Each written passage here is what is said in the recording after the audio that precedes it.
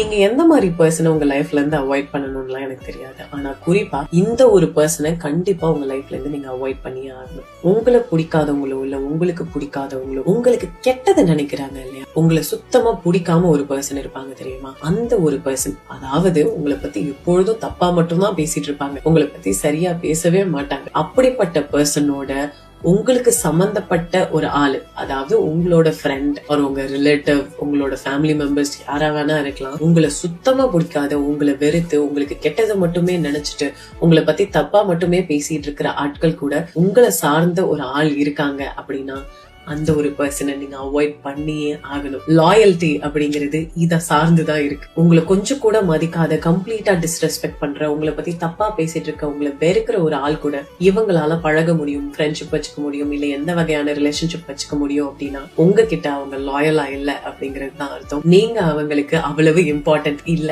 அப்படிங்கிறது தான் அர்த்தம். உங்களை டிஸ்ரெஸ்பெக்ட் பண்ற அந்த ரூம்லயோ டேபிள்லயோ ஒருத்தவங்க உட்கார்ந்து இருக்காங்க அப்படின்னா அவங்க உங்களோட ஆள் கிடையாது. அவங்களை தயவு செஞ்சு விட்டுடுங்க.